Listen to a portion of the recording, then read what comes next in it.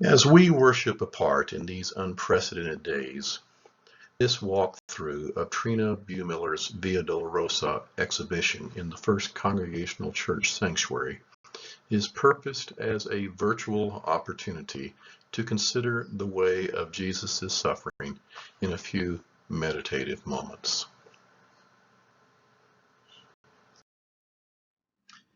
As one reflects, ponder the verticality of our sanctuary space through Isaiah's eyes. For my thoughts are not your thoughts, nor are your ways my ways, declares the Lord.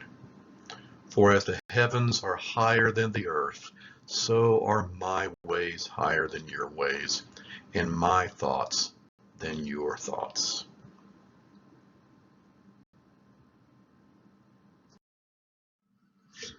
As one considers Jesus' journey on the Via Dolorosa, allow the Buemiller winter tree images to link you to the earth, even as Jesus bonded with humanity on this soil. Permit the dark branches to remind you of the cross that Jesus bore, connecting you with Jesus' burden. Sense the white branches lifting your eyes upward to the light streaming through the sanctuary glass, reminding you of hope amidst dark times. And now Isaiah 53, the suffering servant. Who has believed our message? And to whom has the arm of the Lord been revealed?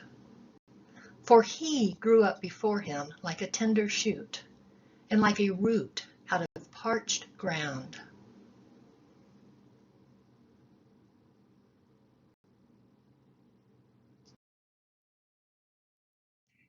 He has no stately form or majesty, that we should look upon him, nor appearance, that we should be attracted to him.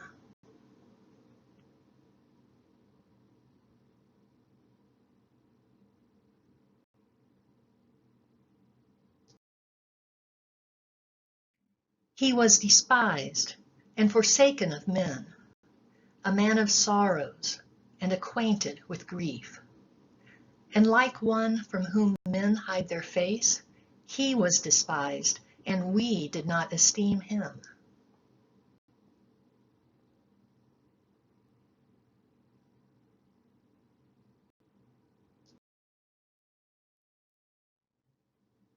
Surely our griefs he himself bore, and our sorrows he carried.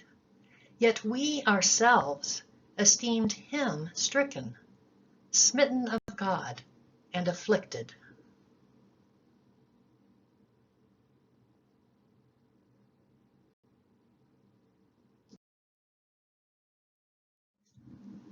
But he was pierced through for our transgressions.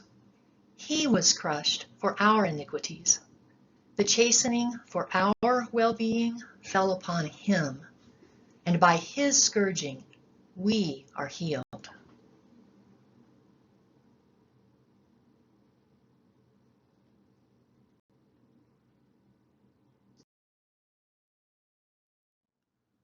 All of us, like sheep, have gone astray.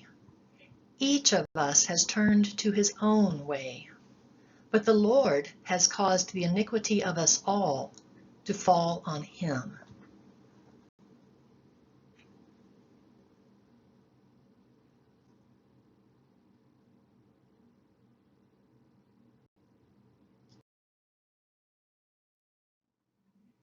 He was oppressed and he was afflicted, yet he did not open his mouth.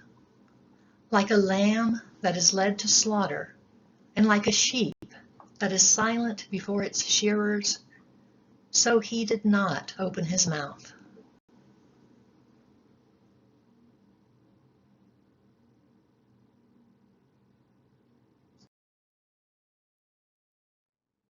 By oppression and judgment he was taken away. And as for his generation, who considered that he was cut off out of the land of the living for the transgression of my people, to whom the stroke was due?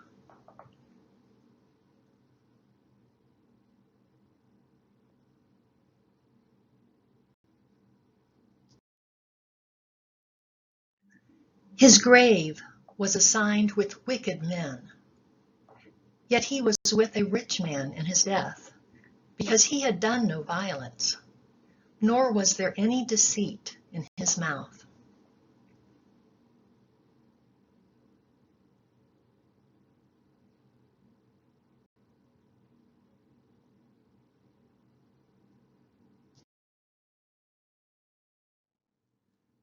But the Lord was pleased to crush him, putting him to grief.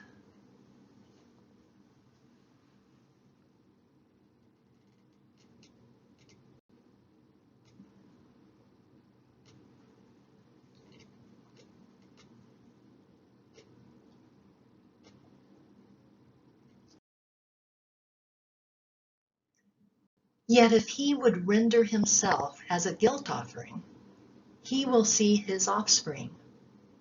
He will prolong his days, and the good pleasure of the Lord will prosper in his hand.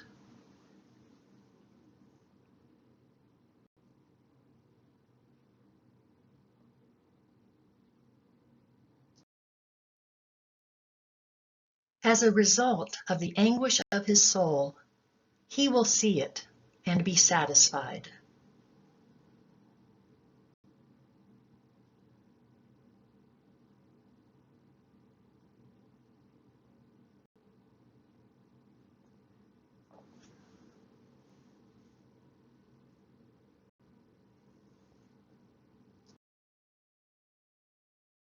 By his knowledge, the righteous one, my servant, will justify the many, and he will bear their iniquities.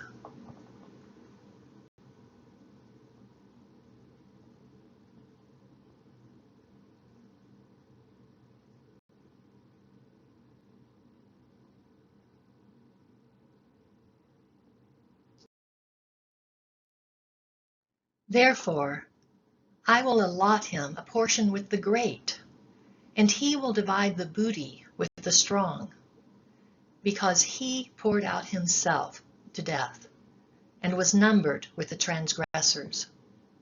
Yet he himself bore the sin of many, and interceded for the transgressors.